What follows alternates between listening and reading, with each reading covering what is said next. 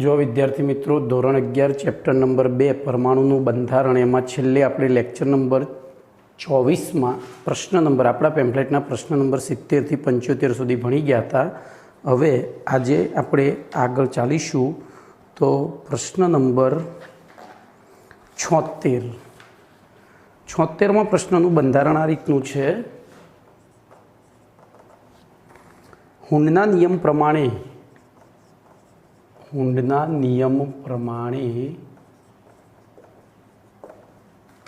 પરમાણુની કુલ spin અને spin ગુણકતા સમજાવો.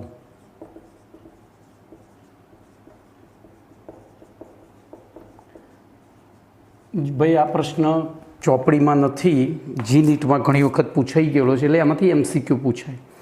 તો ધ્યાન રાખજો, આપણે હુંડનો નિયમ ભણી ગયા છીએ. શું છે તો અહીંયા લખી શકાય, હુંડના નિયમ પ્રમાણે કોઈપણ પરમાણુની કુલ સ્પિન હુંડના નિયમ પ્રમાણે કોઈપણ પરમાણુમાં અથવા પરમાણુની કુલ સ્પિન S બરાબર ±n/2, જ્યાં n એટલે પરમાણુની બાહ્યતમ કક્ષામાં આવેલા, અહીંયા કક્ષક આવશે, કક્ષાની જગ્યાએ કક્ષકમાં આવેલા ઇલેક્ટ્રોનની સંખ્યા. બરોબર, એકચ્યુઅલી બાહ્યતમ કક્ષામાં આવેલા અયુગ્મિત ઇલેક્ટ્રોન, સોરી એક મિનિટ મારી ભૂલ થઈ, અયુગ્મિત લખવાનું રહી ગયું છે. બાહ્યતમ કક્ષામાં આવેલા અયુગ્મિત ઇલેક્ટ્રોનની સંખ્યા. બરોબર, આ પહેલું આપણે જાણીએ છીએ. અને આ ઉપરથી અને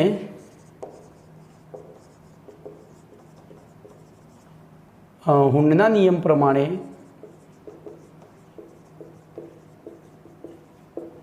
કોઈપણ પરમાણુની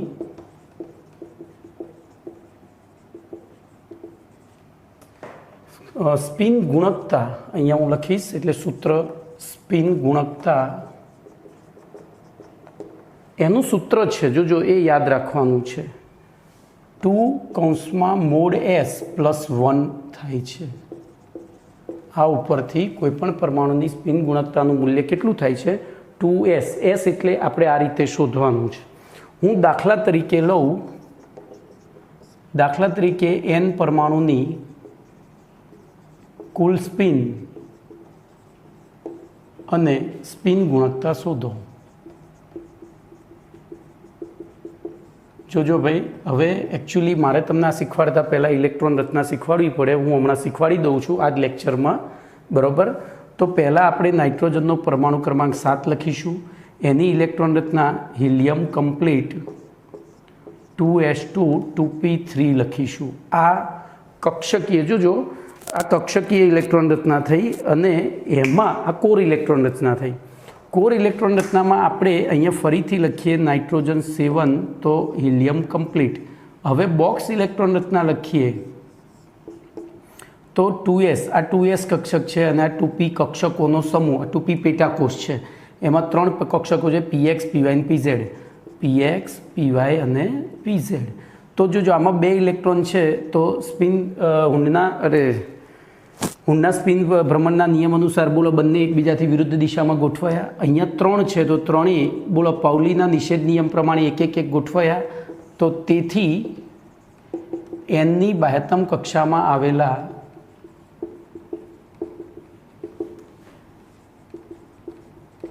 અયુગ્મિત ઇલેક્ટ્રોનની સંખ્યા બરાબર 3 છે. બરોબર, 1, 2 ને 3. અને તેથી તેની કુલ સ્પિન બરાબર, હવે જોજો આ બધા એક જ દિશામાં છે એટલે પ્લસ જ લેવાનું. તો પ્લસ ઓર માઇનસ આપણે અહીંયા સૂત્ર પ્રમાણે જ જઈએ. બોલો 3/2 એટલે કે ±1.5, એટલે કે ±1.5. ચલો આપણો આન્સર 1 થયો. તે જ પ્રમાણે અને તે જ પ્રમાણે બોલો n પરમાણુની સ્પિન ગુણકતા બરાબર, તો આ સૂત્ર લગાવવાનું 2 કૌંસમાં મોડ s પ્લસ 1, એટલે કે બોલો મોડ એટલે આ પ્લસ ઓર માઇનસ ચિહ્ન નીકળી જાય, તો 2 ગુણ્યા 3/2 વત્તા 1, એટલે કે 3 વત્તા 1 બરાબર 4, તો આન્સર 2. તો આ નાઇટ્રોજનવાળો જ પ્રશ્ન કદાચ જી કે નીટમાં 3 થી 4 વખત પૂછાઈ ગયેલો છે. બોલો કમ્પ્લીટ. તો આ તમારો 76મો પ્રશ્ન અહીંયા પૂરો થયો. હવે વાત કરીશું આપણે 77મા પ્રશ્નની. એકચ્યુઅલી 76મો પ્રશ્ન મારે છેલ્લે ચલાવવો જોઈતો હતો, પણ ચલાવી દીધો છે, વાંધો નહીં, એ તો આપણે આગળ પાછળ સમજી શકીશું. હવે 77મો પ્રશ્ન લઈએ. આ બધા જે 75, 76, 77 એ ચોપડીમાં ક્યાંય નથી ભાઈ. 77મો પ્રશ્ન, પરમાણુની ઇલેક્ટ્રોન રચનાના પ્રકાર જણાવો. બરોબર, તો પરમાણુની ઇલેક્ટ્રોન રચનાના પ્રકાર જણાવો. અને ઇલેક્ટ્રોનના પ્રકાર જણાવો. જોજો અહીંયા ઇલેક્ટ્રોનના પ્રકાર છે. બરોબર, તો ધ્યાન રાખજો. આપણે પહેલું લખીશું પરમાણુમાં ઇલેક્ટ્રોન રચના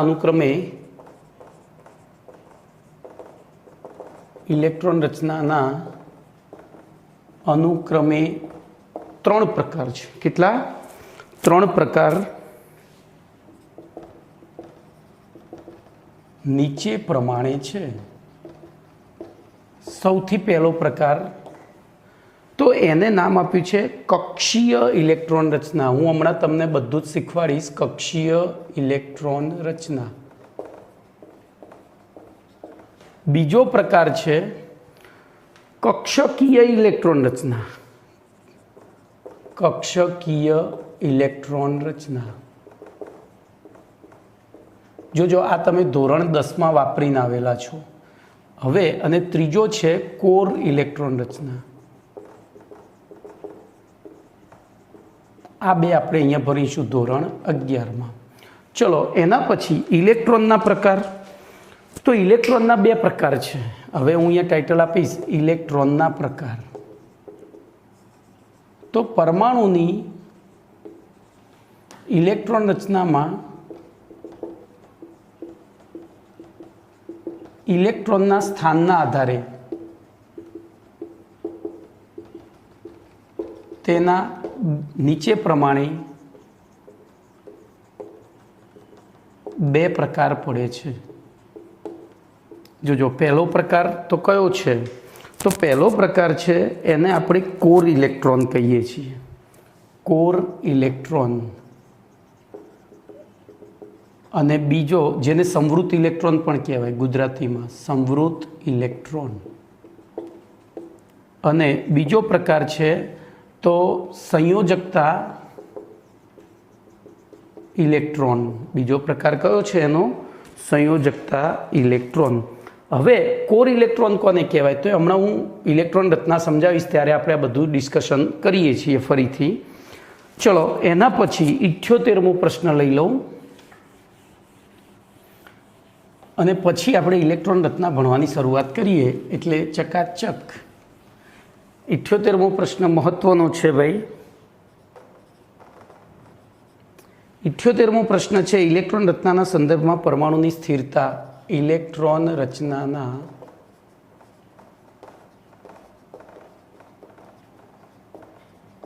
પરમાણુની સ્થિરતા સમજાવો. બરોબર, તો ધ્યાન રાખજો. હું અહીંયા એક એવું વાક્ય લખવા જઈ રહ્યો છું જે વાક્યના આધારે નીચેનું બધું જ તમને આવડી જાય. બરોબર, એટલે કોઈ ટ્રીક નથી પણ એ મહત્વનું વાક્ય છે. તો ખાસ IMP, કોઈ પણ પરમાણુમાં બાહ્યતમ કક્ષામાં ઇલેક્ટ્રોનની ગોઠવણી સંમિત રીતે, હવે સંમિત રીતે એટલે એક સમાન રીતે થયેલી હોય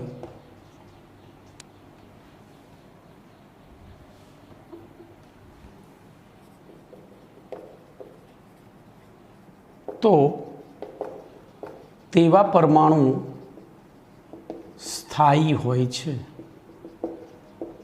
જોજો હવે તો આની ઉપરથી આપણે લખીએ, જો પહેલું જો સંપૂર્ણ સમમિત ઇલેક્ટ્રોન રચના હોય તો તેવા પરમાણુ સૌથી વધુ સ્થિરતા ધરાવતા હોય છે. ભાઈ ચોપડી પેમ્ફલેટમાં જે લખ્યું છે એના કરતાં હું જુદું લખી રહ્યો છું. આ તમને એકદમ સરળતાથી આવડી જાય રીતે લખી રહ્યો છું. તો જો સંપૂર્ણ સમમિત ઇલેક્ટ્રોન રચના હોય તો આપણે અહીંથી પહેલાં, હવે હું આ પ્રશ્નને અહીં અટકાવી પહેલાં ઇલેક્ટ્રોન રચના લખતા શીખવાડીશ અને પછી આપણે નક્કી કરીશું કે સંપૂર્ણ સમમિત ઇલેક્ટ્રોન રચના કઈ કહેવાય. બરાબર? તો ઇલેક્ટ્રોન રચના લખવા માટે 3 નિયમોનો ઉપયોગ થાય છે, હુન્ડ, પાઉલી અને અફબાઉ.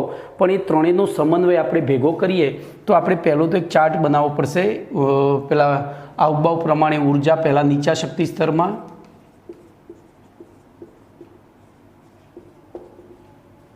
આપણે એક આ ચાર્ટ બનાવી દઈએ, એ ચાર્ટનો ઉપયોગ કરીશું.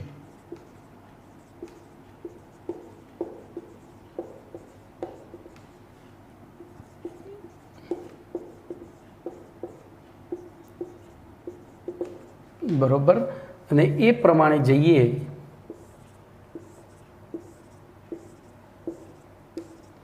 બરોબર. તો એમાં જોજો હવે અહીંયા મેં તમને કહ્યું હતું હિલિયમ, નિયોન, આર્ગોન, ક્રિપ્ટોન, ઝીનોન અને રેડોન. આનો પરમાણુ ક્રમાંક 2, 10, 18, 36, 54 અને 86. તો આપણે સૌથી પહેલાં હાઇડ્રોજનની ઇલેક્ટ્રોન રચના લખીએ. જો હું 3 પ્રકાર લખીશ તો Hની ઇલેક્ટ્રોન રચના, બોલો એનો પહેલો પ્રકાર, તો Hની કક્ષીય ઇલેક્ટ્રોન રચના, તો એમાં ખાલી એક જ લખવાનું. પછી Hની કક્ષકીય ઇલેક્ટ્રોન રચના, તો પણ 1s1. કેમ?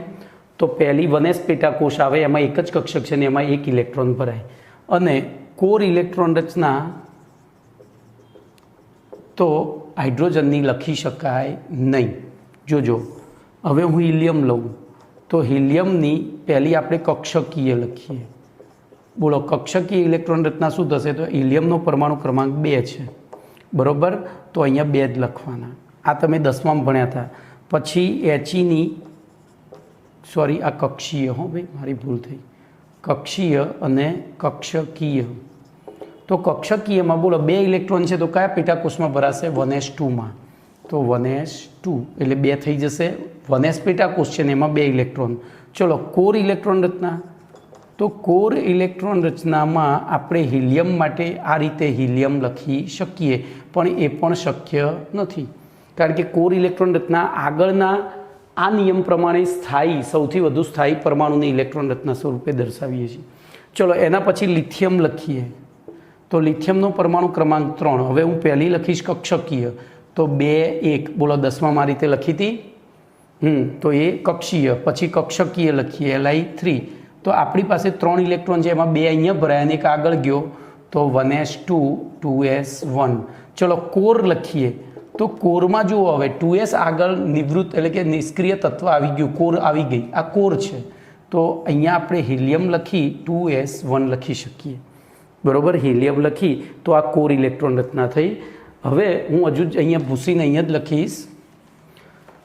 બોલો લિથિયમ પછી બેરિલિયમની લખીએ. આપણે 3 અત્યારે લખવા જઈએ છીએ. તો Li4, અરે સોરી બેરિલિયમ 4, આ હિલી 2, 4. બોલો એની ઇલેક્ટ્રોન રચના, તો એની પાસે 4 ઇલેક્ટ્રોન છે. આ પરમાણુ ક્રમાંક, અને પરમાણુ વિજભારની દ્રષ્ટિએ તટસ્થ હોય તો પરમાણુ ક્રમાંક એટલા જ, એટલે કે પ્રોટોનની સંખ્યા અને પ્રોટોનની સંખ્યા જેટલી હોય જેટલા જ ઇલેક્ટ્રોન હોય. તો ઇલેક્ટ્રોન હોય તો કક્ષક પ્રમાણે, કક્ષા પ્રમાણે ભણીએ તો આપણે 10મા ધોરણમાં ભણી ગયા હતા.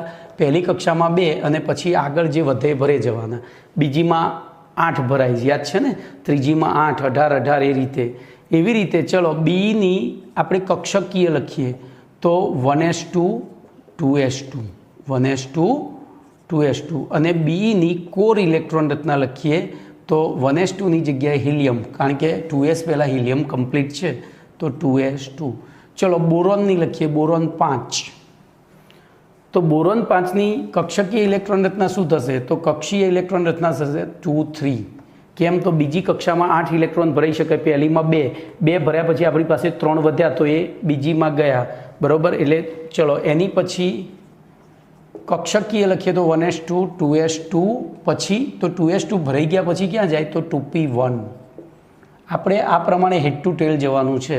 ચલો એવી રીતે બોરોનની કોર લખીએ તો કોરમાં શું થશે? Helium complete. તો હિલિયમ કમ્પ્લીટ એટલે તો કોની ઇલેક્ટ્રોન રચના? એની આગળની 1s2. તો બહાર શું લખીશું? 2s2 2p1. બોલો ક્લિયર? ચલો કાર્બનની લખીએ. હવે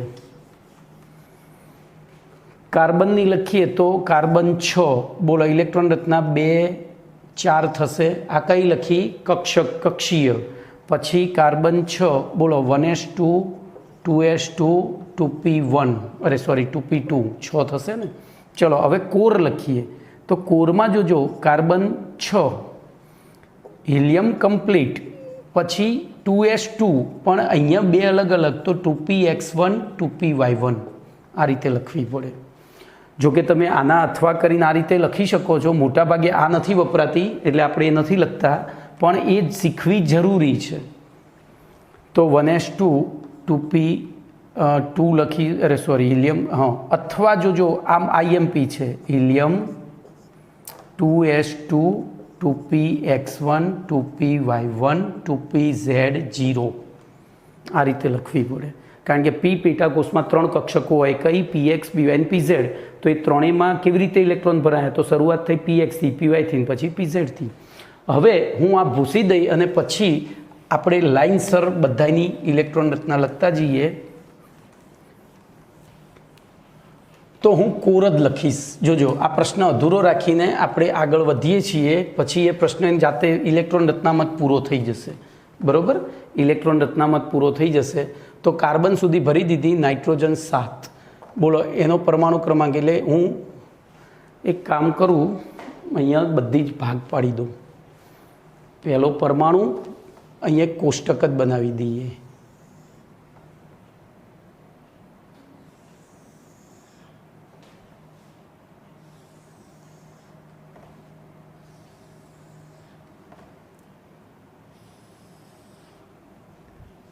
પરમાણુ પછી કક્ષીય ઇલેક્ટ્રોન રચના, પછી કક્ષકીય ઇલેક્ટ્રોન રચના અને કોર ઇલેક્ટ્રોન રચના, બરાબર. આપણે નાઇટ્રોજન ઉપર આવ્યા હતા. નાઇટ્રોજન બોલો શું થશે? એનો પરમાણુ ક્રમાંક કેટલો છે?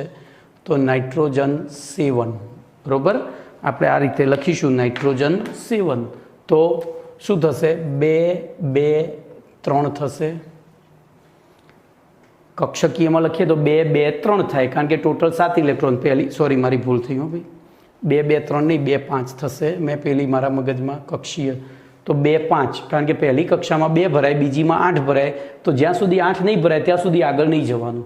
ચલો અહીંયા તો 1s2 2s2 2p3 બોલો થઈ ગયું. અહીંયા લખીશું તો હિલિયમ કમ્પ્લીટ 2s2 2p3. હવે ભાઈ આ 2p3ની જગ્યાએ તમે શું લખી શકો? તો 2px 2py 2pz 1 1 1. આપણે આ સીધું પેટાકોષ દર્શાવ્યો, તો અમારે આ રીતે પણ ઘણી વખત જરૂર પડશે. ચલો પછી લઈ લઈએ ઓક્સિજન. ઓક્સિજન 8. બોલો 2 6 2 6 થઈ. એવી રીતે હવે તો 1s2 2s2 2p4 થશે. અને 2p4 થાય તો ઇલેક્ટ્રોન રચના આપણી હિલિયમ કમ્પ્લીટ 2s2 2p4 થયું, બરાબર. 2p4 થયું.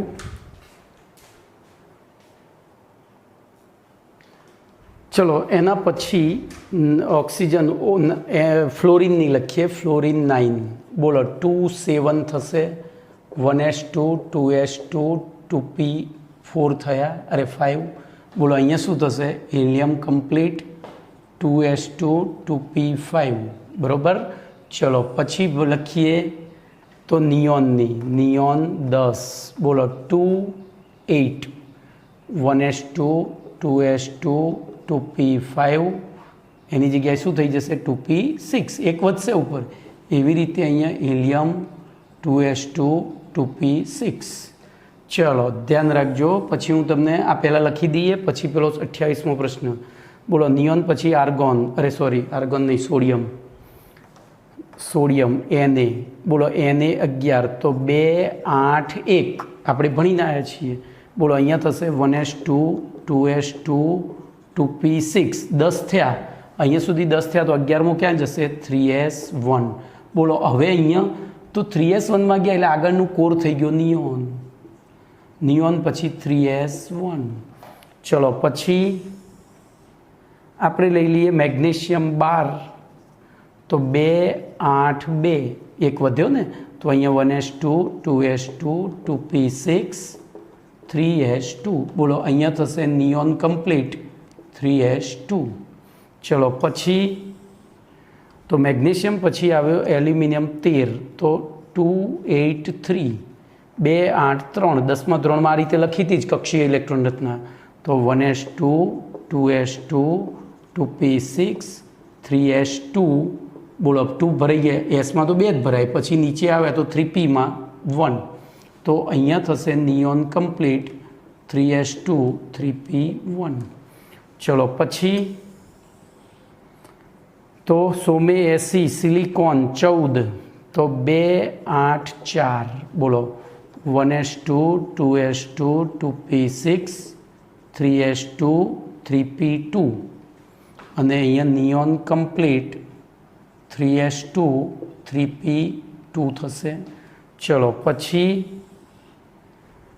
ફોસ્ફરસ 15, તો 2 8 5, તો 1s2 2s2 2p6 3s2 3p3. બોલો નિયોન કમ્પ્લીટ 3s2 3p3.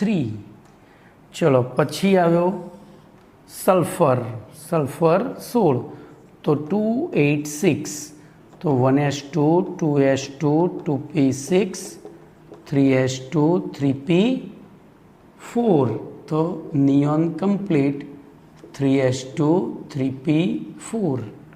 ચલો એના પછી તો ક્લોરીન 17, તો 2 8 7. બોલો 1s2 2s2 2p6 3s2 3p5, અહીંયા નિયોન કમ્પ્લીટ 3s2 3p5. અને છેલ્લે બોલો આર્ગોન 18, તો 2 8 8, તો 1s2 2s2 2p6 3s2 3p બોલો 6, નિયોન કમ્પ્લીટ તો 3s2 3p6. બોલો આટલે સુધી મેં લખી. હવે આગળ તમારે લખવાની છે, પણ આમાંથી આપણે જોજો મેં આ જ ચાર્ટનો સહારો લઈને લખી. દાખલા તરીકે આર્ગોન 18 લખ્યું, તો પહેલાં 2 અહીંયા એટલે 10 સુધી તો નિયોન કમ્પ્લીટ કરી દીધી. પહેલાં જોજો, ધ્યાન અહીંયા રાખજો, હું તમને આમાં જ બધું બતાવી દઉં. આમાં ઊભી લાઈનો દોરો ને એટલે તમને બાહ્યતમ કક્ષામાં કેટલા ઇલેક્ટ્રોન સમાશે એ ગણાય. બોલો અહીંયા કેટલા દોરાશે? તો 1sમાં ખાલી 2 જ ભરાય. પછી અહીંયા 2s અને 2p આવી, તો આના 2 અને આના 6 એટલે 8 થાય. પછી આમાં 3 ને 2 અને 6 8 ને 10 18 થાય. બરાબર. એવી રીતે 4 4 એટલે 2 અને એ ગણો તમે, તો આ 32 થશે. પછી પાછા 32 થશે. બરાબર. તો તમે 10મા ધોરણમાં ભણી ગયા હતા, જુદી જુદી કક્ષકોમાં કેટલા ઇલેક્ટ્રોન ભરાય. તો અહીંયા કક્ષા ક્રમાંક જોજો 10માની અને ભરાતા ઇલેક્ટ્રોનની સંખ્યા એનો ચાર્ટ બનાવો. તો 1 2 3 4 5 આપણે એને કોષ્ટક જ બનાવી દઈએ. બરાબર. તો કોષ્ટક આ રીતનું હતું, યાદ કરો. બોલો પહેલી કક્ષામાં કેટલા ભરાય? 2, બીજીમાં 8, ત્રીજીમાં 8, પછી 18 18 32, પછી 32, અહીંયા છઠ્ઠી અને 7મી. તો આ રીતે તો આપણે એ રીતે જ ભર્યા છે, જુઓ. બરાબર. પછી કક્ષકીયમાં તો આપણે આ ચાર્ટનો સહારો લઈશું. આ ચાર્ટનો સહારો લઈશું. આને ભૂસી નાખીએ છીએ. અહીંયા જોજો એક વખત 8 ને એક વખત 18 જ હતા. 2 વખત કેવી રીતે આવ્યા હું તમને સમજાવું છું આગળ. અહીંયા જો આ રીતનું હતું 2 પછી 8 પછી 18 પછી 32 સીધું જ આવી ગયું હતું. તો 8 એકવાર હતા, 18 એકવાર હતા, બરાબર. તો અહીંયા 2 વાત કેમ આવ્યા તો એ હું તમને આગળ સમજાવું છું. ચલો, તો એ પ્રમાણે હવે આપણે પેલો પ્રશ્ન યાદ કરીએ. અહીંયા હું આ ભૂસી નાખું છું, આની જરૂર આપણે હમણાં ફરીથી પછી દોરીએ છીએ, બરાબર. બોલો, મેં શું કહ્યું હતું?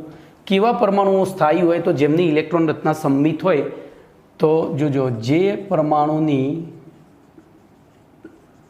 બાહ્યતમ કક્ષાની ઇલેક્ટ્રોન રચના સમમિત હોય તેવા પરમાણુ સ્થાયી હોય છે. જોજો હો. હવે તો એમાં પહેલો ઓપ્શન, જેની સંમિતતા સૌથી વધારે તેની સ્થિરતા વધુ. બીજું, જેની સંમિતતા મધ્યમ તેની સ્થિરતા મધ્યમ. અને ત્રીજું, જેની સંમિતતા સૌથી ઓછી તેની સ્થિરતા સૌથી ઓછી. ટૂંકમાં અહીંયા સંમિતતા ઘટતી જાય એમ સ્થિરતા ઘટતી જાય છે. તો બોલો, હવે હું અહીંથી પસંદ કરવાનું કહીશ, તમે જે જાણો છો. બોલો, આમાં કઈ ઇલેક્ટ્રોન રચના સૌથી વધુ સંમિત છે? તો એનો જવાબ અહીંયા છે. બોલો, પહેલી કક્ષામાં 2 ભરાય, બીજીમાં 8 ભરાય. જો આ 2 અને 8 પૂરેપૂરા ભરાયેલા હોય. હવે જો હું અહીંયા સરળતા ખાતર આપણે હિલિયમની ઇલેક્ટ્રોન રચના અહીંયા લખી નાખીએ તો હિલિયમ 2. બોલો, એના 2 આ કઈ ઇલેક્ટ્રોન રચના થઈ? કક્ષકીય. પછી 1s2 અને 1s2. તો જો અહીંયા પહેલી કક્ષા સંપૂર્ણ ભરાયેલી છે. સંપૂર્ણ એટલે કે ગોઠવણી એક સમાન રીતે થયેલી છે. તો હિલિયમ સૌથી પહેલો સ્થાયી તત્વ, આવર્ત કોષ્ટકનું સૌથી પહેલું સ્થાયી તત્વ. એની સ્થિરતા નથી, જે સ્થાયી તત્વોમાં પહેલો એરિયો આવે છે આવર્ત કોષ્ટકમાં. પછી બોલો, બીજા નંબરે આ નિયોન આવશે. કેમ? તો પહેલી એ સંપૂર્ણ ભરાયેલી, બીજી એ સંપૂર્ણ ભરાયેલી. એટલે ત્રીજા નંબરે આર્ગોન આવશે, કારણ કે પહેલી એ સંપૂર્ણ, બીજી એ સંપૂર્ણ, ત્રીજી એ સંપૂર્ણ. પણ હવે જો પેલા ચાર્ટ પ્રમાણે અહીંયા જોઈએ તો 2 પછી 8 એક જ વાર હતું, પછી 18 હતા. તો એ પ્રમાણે આને વ્યાખ્યા 10મા ધોરણના આધારે વ્યાખ્યા આપવી ખોટી પડે. તો આપણે આ બેને અહીંયા લઈ જઈએ, આ બેમાં. બોલો, આ બેની ખાસિયત શું છે? બોલો, બંનેની ખાસિયત દેખાય છે? તો બોલો, આવર્ત કોષ્ટકના કયા પરમાણુ સૌથી વધુ સ્થાયી હોય? બોલો, તો 2 રીતે લખાય. જે પરમાણુઓની બાહ્યતમ કક્ષામાં આવેલો કોષ અથવા તો કક્ષા ઇલેક્ટ્રોનથી સંપૂર્ણ ભરાયેલી હોય, અથવા એની બાહ્યતમ કક્ષામાં આવેલી પી કક્ષક. જો હવે અથવા છે ને આપણા માટે છે, તમારો તો જવાબ તો અહીંથી જ લખવાનો છે. પી કક્ષકમાં 6 ઇલેક્ટ્રોન હોય, તો આમાંય 6 છે, આમાંય 6 છે. તો આ શું સ્થાયી કહેવાય? ના કહેવાય. કારણ કે 6 ભરાયા પછી એક આવ્યો છે. ખબર પડી કે નહીં? 6 ભરાયા પછી એક આવ્યો છે. તો બોલો, સૌથી વધુ સ્થાયી તત્વ કયું હોય આ નિયમો પ્રમાણે? જેની સંમિતતા સૌથી વધુ હોય. સંમિતતા ક્યારે સૌથી વધુ હોય? તો બાહ્યતમ કક્ષા ઇલેક્ટ્રોનથી સંપૂર્ણ ભરાયેલી હોય તેવા પરમાણુઓ સૌથી વધારે સ્થાયી હોય છે. અને સૌથી વધારે સ્થાયી પરમાણુઓ કયા? તો મેં જે અહીંયા ચાર્ટ દોર્યો તો એમાં લખ્યા હતા એ helium, neon, argon, krypton, xenon, radon, સમૂહ 18ના તત્વો. ચલો, પછી બોલો, મધ્યમ હોય એટલે કે અર્ધ સંમિત હોય. હવે અર્ધ સંમિત આપણને કેવી રીતે ખબર પડે? તો એમાં આનો ઉપયોગ થશે, એમાં આનો ઉપયોગ થશે. બોલો, આ અર્ધ સંમિત થઈ, આ સંમિત અને અર્ધ સંમિત. આ પૂરેપૂરી ભરેલી છે, આ 2 કક્ષકો, આ અર્ધ છે. બોલો, આ થઈ. એવી રીતે આને આપણે આ ચોકડી મારીએ છીએ. બીજી એક અહીંયા થઈ, ક્યાં ગઈ? એ આ થઈ.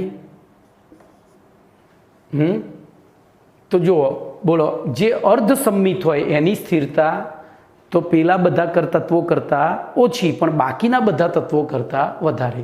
એટલે જોજો, આપણે એ ફોસ્ફરસ લઈએ તો ફોસ્ફરસની સ્થિરતા સિલિકોન કરતાંય વધારે હશે અને સલ્ફર કરતાંય વધારે હશે, એલ્યુમિનિયમ કરતાંય વધારે અને ક્લોરિન કરતાંય વધારે હશે.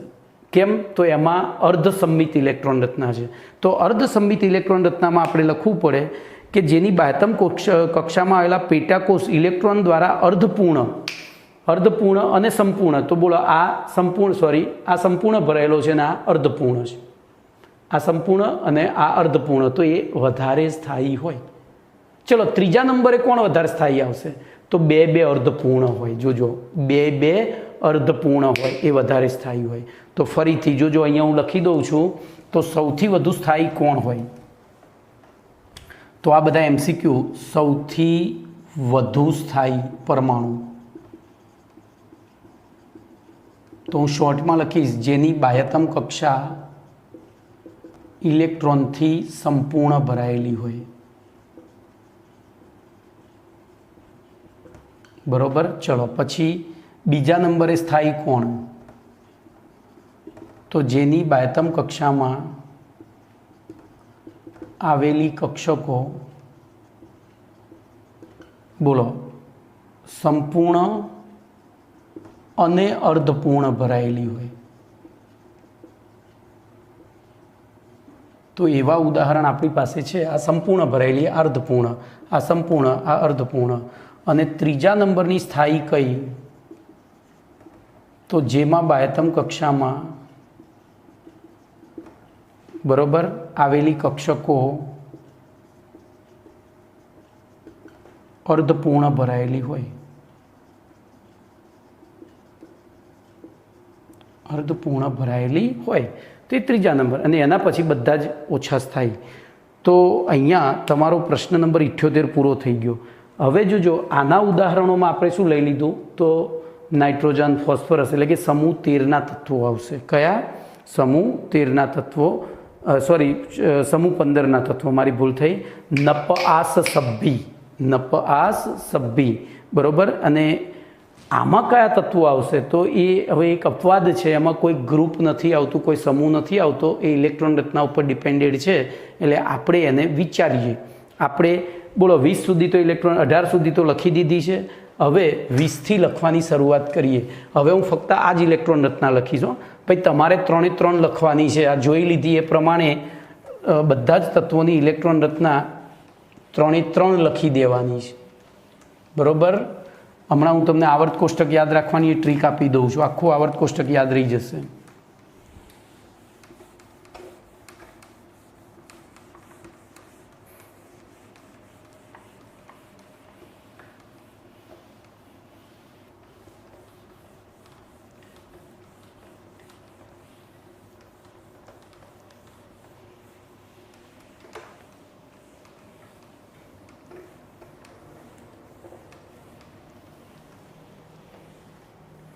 આખું આવર્ત કોષ્ટક યાદ રાખવું હોય તો તમારે, હું હમણાં ટ્રીક આપું છું એ પહેલાં આપણે જોજો, ગમે તે કોઈપણ તત્વની ઇલેક્ટ્રોન રચના લખવી હોય તો રફકામ થોડું કરવાનું. રફકામ કર્યા પછી જ તમે ઇલેક્ટ્રોન રચના લખી શકશો. અહીંયા પેલો ચાર્ટ રફમાં દોરી દેવાનો. 1s, 2s, 3s, 4s, 5s, 6s. થોડી જગ્યા ઓછી પડી. બોલો, 1s, 2s, 3s, 4s, 5s, 6s, 7s, 8s. 2s ની નીચે 2p, 3p, 4p, 5p, 6p, 7p. પછી 3d, 4d, 5d, 6d, 4f અને 5f. ભાઈ આ અંતર સરખું રાખજો, નહીંતર તમારી લાઈનો ત્રાસી આવશે. 4f, 5f. હવે આ છેલ્લી લાઈન આમ જોડવાની. એવી રીતે એના પછીની, એના પછી, એના પછી, એના પછી, એના પછી, એના પછી ને એના પછી. આ ત્રીર જે છે પેરેલલ, સમાંતર આવવા જોઈએ.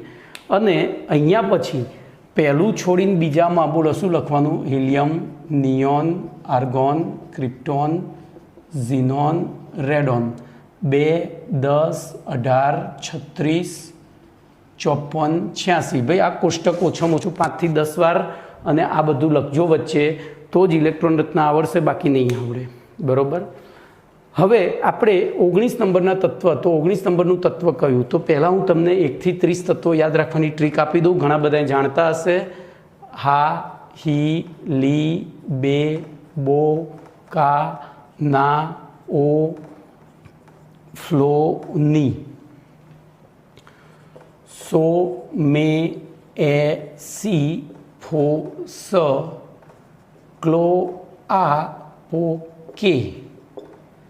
સ્કે, ટી, વે, ક્રો, મે આ કોની કોંજ. બરોબર. હાહી લીબે જોજો. હવે આને છે ને એક પ્રાસ બેસાડીને બોલવું પડે તો યાદ રહે. કેવી રીતે બોલીશું? તો હાહી લીબે બોકાનાઓ ફ્લોની સોમે એસી ફોસ ક્લોઆપોકે સ્કેટી વેક્રોમેયા કોની કોંજ. હાઈ લીબે બોકાનાઓ ફ્લોની 10 સુધી અટકી જવાનું. હાઈ લીબે બોકાનાઓ ફ્લોની. હાઈ લીબે બોકાનાઓ ફ્લોની. હાહી લીબે બોકાનાઓ ફ્લોની. સોમે એસી ફોસ ક્લોઆપોકે. સોમે એસી ફોસ ક્લોઆપોકે સ્કેટી વેક્રોમેયા કોની કોંજ. તો તમારા નંબર સાથે આપી દીધા. જોજો હવે હા એટલે હાઇડ્રોજન 1 નંબર, હી એટલે helium 2 number, lithium 3 number, beryllium 4 number, boron 5 number, carbon 6 number, nitrogen 7 number, oxygen 8 number, fluorine 9 number અને નિયોન 10 નંબર.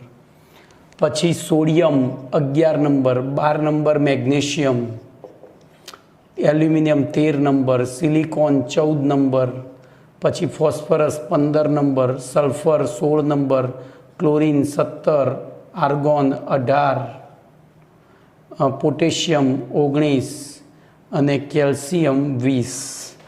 પછી scandium 21, titanium 22, vanadium 23, chromium 24, manganese 25, ion 26, cobalt 27, nickel 28, પછી કોપર 29 અને ઝિંક 30.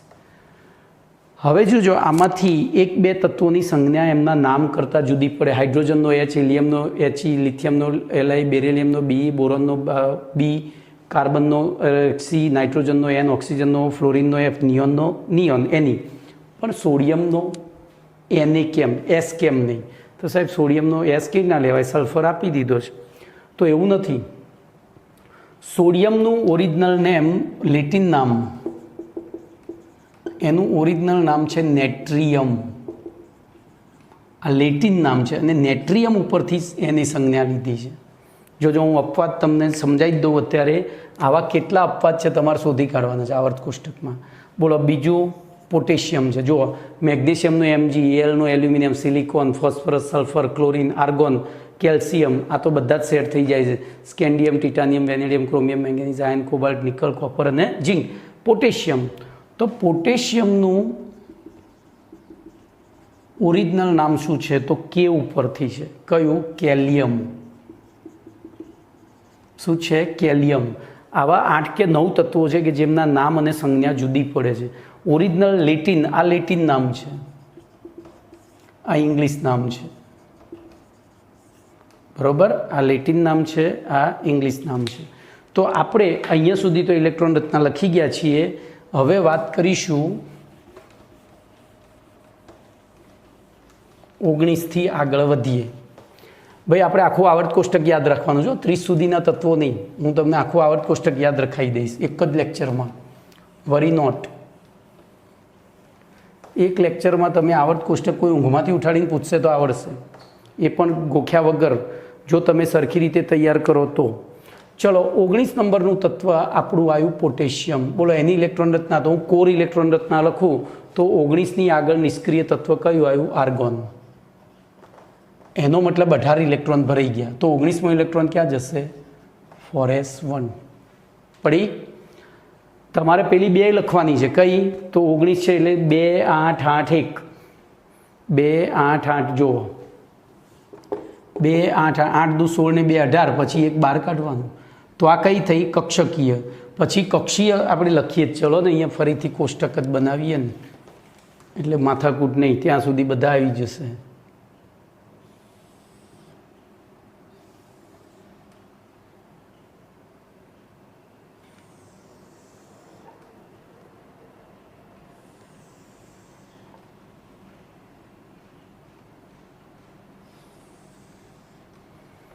બોલો. તત્વ, કક્ષીય, કક્ષકીય અને core. ચલો, સૌથી પહેલું લઈએ પોટેશિયમ 19. બોલો, કક્ષકીય શું થશે? તો 2 8 8 1, સોરી કક્ષીય.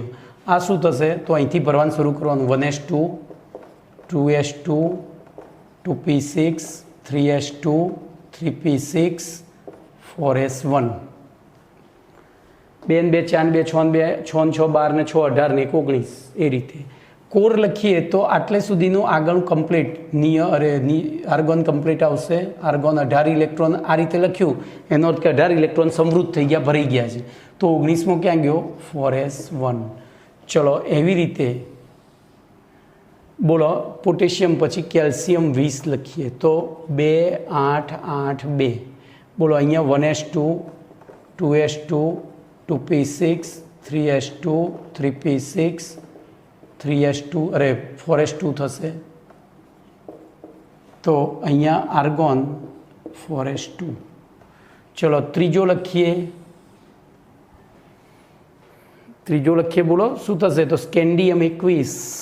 તો 2 8 8 3. કારણ કે પહેલી કક્ષામાં 2, બીજીમાં 2 અરે 8, ત્રીજીમાં 8 ને ચોથીમાં 18 ભરાય છે 10મા ધોરણ પ્રમાણે. તો આટલે સુધી તો એટલું જ થશે. તો હું અહીંથી આ લાઈન દોરું એનો મતલબ આટલું આવી ગયું. બોલો 4s2 પછી 4s પછી શેમાં જાય? 3Dમાં. તો 3D1 લખવા પડશે. તો એવી રીતે અહીંયા શું લખીશું? AR 4s2 3D1. ચલો એના પછી ધ્યાનથી જોજો, કંઈક શીખવાનું છે એટલે હું આટલો કુલ માઇન્ડેડ જોઉં છું. ટિટાનિયમ 22. તો 2 8 8 4. બોલો આટલે સુધી મેં ભરી દીધી. 4s2 3D2 થાય. તો આર્ગોન 4s2 3D2. ચલો એવી રીતે વેનેડિયમ. તો વેનેડિયમ 23. તો 2 8 8 5 થાય. બોલો અહીંયા 4s2 3D. હવે ડી પેટાકોષની અંદર 5 કક્ષકો છે. 5 કક્ષકો હોય તો વધુમાં વધુ 10 ઇલેક્ટ્રોન ભરાય. તો આપણે ટેન્શન રાખ્યા વગર ભરી જ જવાના છે. ચલો પછી તો ક્રોમિયમ 24. તો 2 8 8 6. બોલો શું થશે? 4s2 3D4. તો AR 4s2 3D4. ચલો શાંતિથી હવે હું પછી તમને કહીશ કે આમાં એક ઇલેક્ટ્રોન રચના ખોટી છે, શોધી કાઢો. જોઈએ કેટલા શોધી શકે છે. પછી ક્રોમિયમ પછી ક્રોમે 25 મેંગેનીઝ. બોલો 2 8 8 7. બોલો 4s2 3D5 થયા. તો AR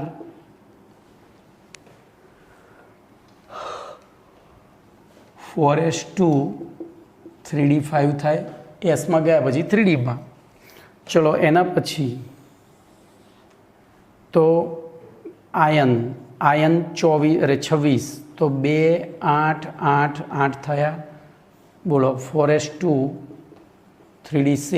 તો આર્ગોન 4s2 3D6 લખાય. ચલો એના પછી તો આયન પછી કોબાલ્ટ 27. તો 2 8 8 9. બોલો 4s2 3D7 થયા. તો અહીંયા AR 4s2 3D7. પછી નિકલ 28. બોલો અહીંયા 2 8 8 10 થયા. તો અહીંયા 4s2 3D8. Argon 4s2 3D8. અને છેલ્લે કોપર 29. તો 2 8 8 11. તો 4s2 3D9.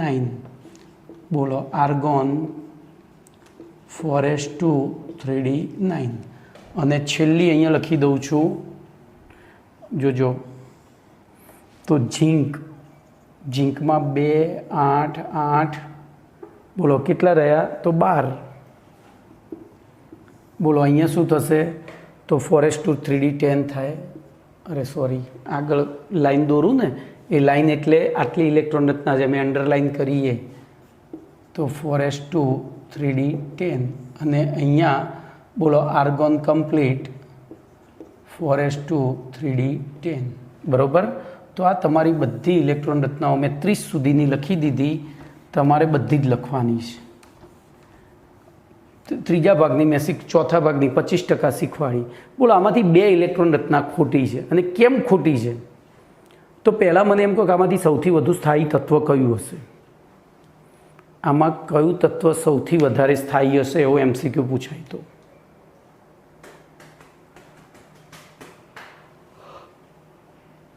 હમણાં આપણે નિયમ ભણી ગયા. સૌથી વધુ સ્થાયી કોણ હોય? તો જેની ઇલેક્ટ્રોન રચના સૌથી વધુ સંમિત હોય. બોલો આમાં સંમિત ઇલેક્ટ્રોન રચના કોની છે સૌથી વધારે?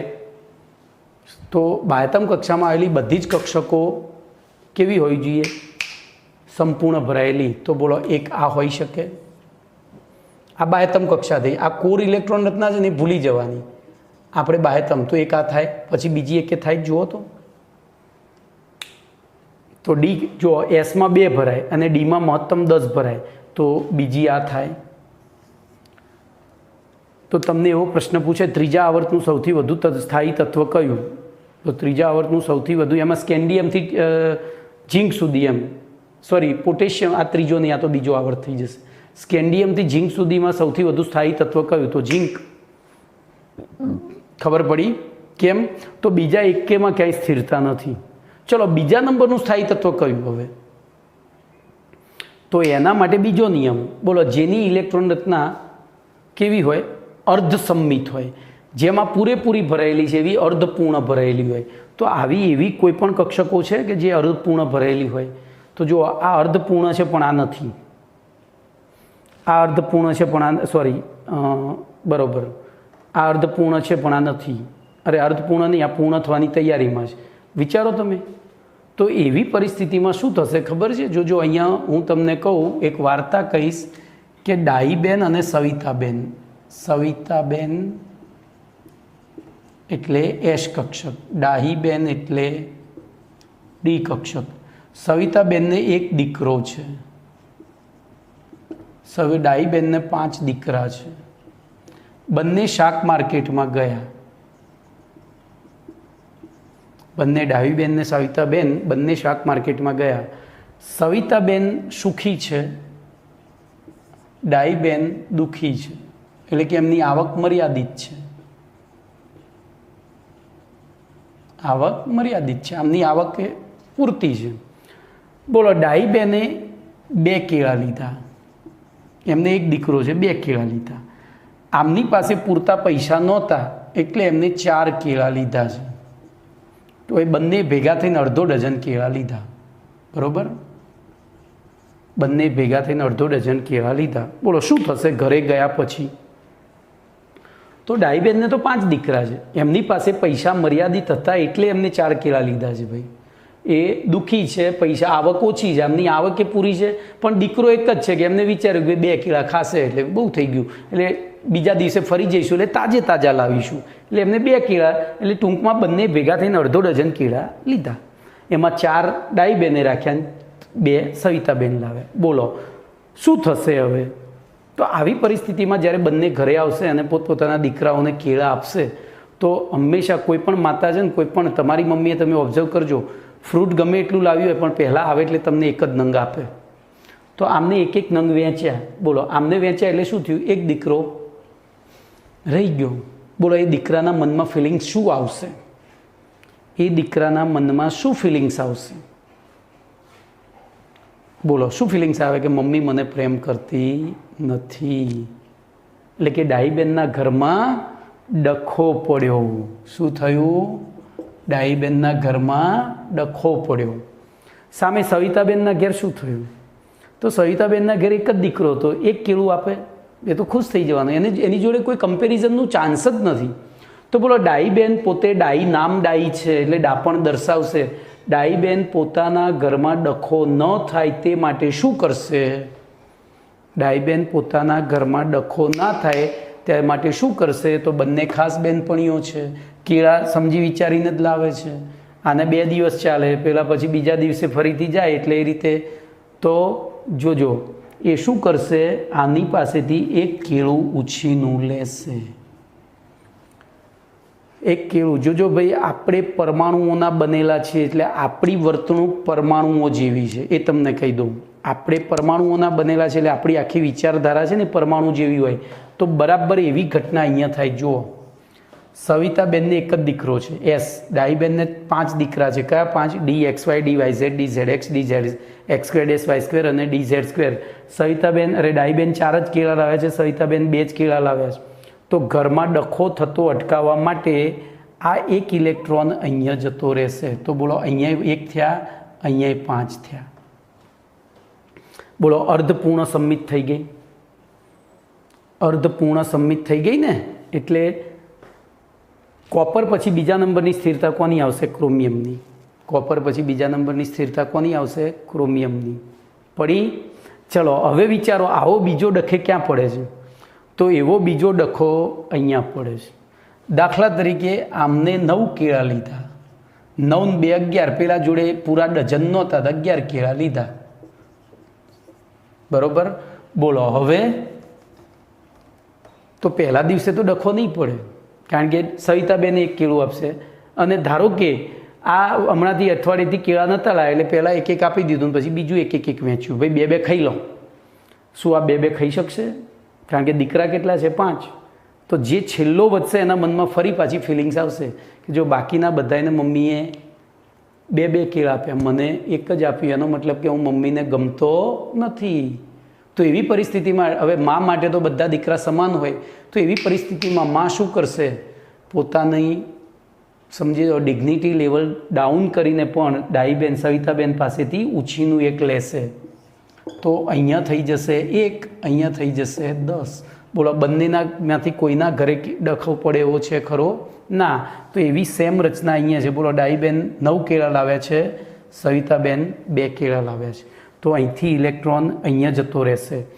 તો જોજો હવે આ આખી વાર્તા છે એ સત્ય ઘટના છે. સત્ય ઘટના એટલે કેમેસ્ટ્રી માટે સત્ય વસ્તુ છે.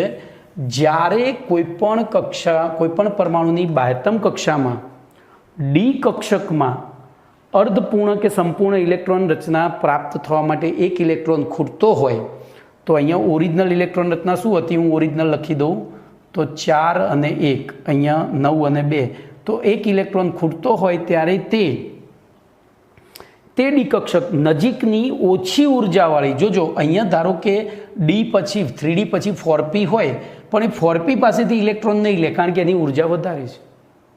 આપણને ખબર છે કેન્દ્રથી દૂર જેમ ઉર્જા શું થતી જાય? વધતી જાય, તો ઉર્જા વધારે છે. તો એવી પરિસ્થિતિમાં એ 4p પાસેથી ઇલેક્ટ્રોન નહીં લે, અંદરથી લેશે ઓછી ઉર્જાવાળા ઇલેક્ટ્રોન, કારણ કે એની કેપેસિટી વધારે ઉર્જાવાળા ઇલેક્ટ્રોન ખરીદવાની નથી, એ પોતે ગરીબ છે.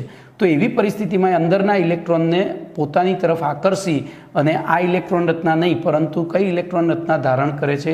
Ar4s1 3d5. એવી રીતે અહીંયા પણ Ar4s1 3d10.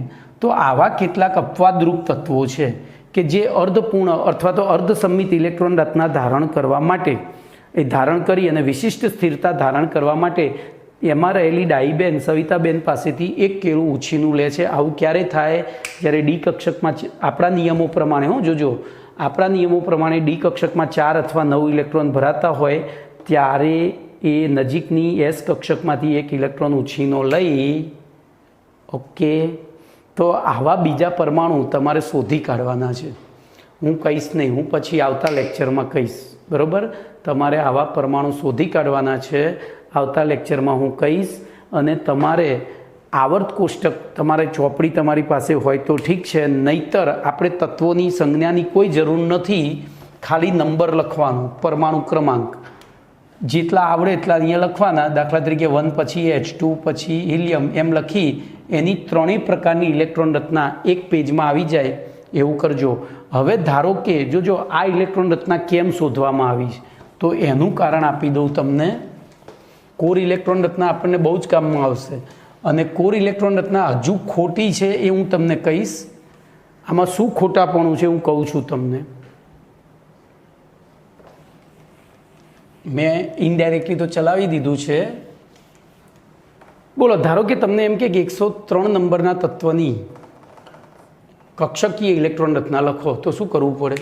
ચાલુ કરવું પડે કક્ષકીયમાં 1s2 2s2 2p6 3s2 પછી 3s પછી 3p6 4s2 બરાબર 3d10 પછી 3d10 પછી 4p6 પછી 5s2 પછી 4d10 5p6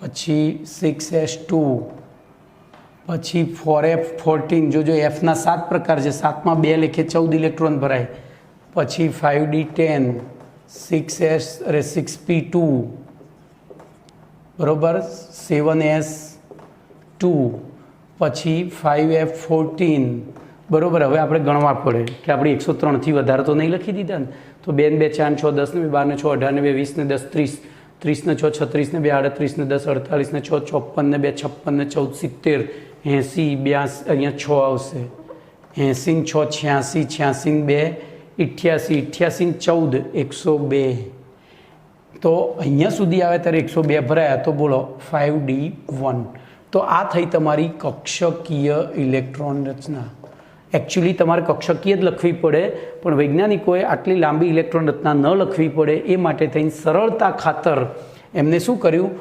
આગળનું એસ કક્ષકની આગળનું નિષ્ક્રિય તત્વ તો જો 103 નંબર લગભગ લોરેન્સિયમ આવે છે તો જોઈએ 103 નંબર લોરેન્સિયમની ઇલેક્ટ્રોન રચનામાં તો 103ની આગળ નિષ્ક્રિય તત્વ 86 નંબરનું તો આરએન લખી દીધું એનો મતલબ આપણે 86 ઇલેક્ટ્રોન ભરી દીધા છે હવે 86 ઇલેક્ટ્રોન ક્યારે ભરાય તો અહીંયા સુધી ભરાય અહીંયા નહીં અહીંયા સુધી બરાબર આટલે સુધી તમે ગણો તો તમે ટૂંકમાં 6p6 સુધી ભરી દીધા છે તો હવે ખાલી તમારે આટલું લખવાનું થાય 7s2 5f14 5d1 પણ હજુ આ ઇલેક્ટ્રોન રચના ખોટી છે કેમ ખોટી છે તો આ ક્રમ ખોટા છે તો એ ક્રમને ચડતા ક્રમમાં લખવા પડે so that it is wrong અને તેથી 103 નંબરનું લોરેન્સિયમ તત્વ તો એની ઇલેક્ટ્રોન રચના થશે જો પહેલી કઈ આવે 5d આવે કે 5f આવે તો પહેલી 5d તો 5d1 પછી 5f14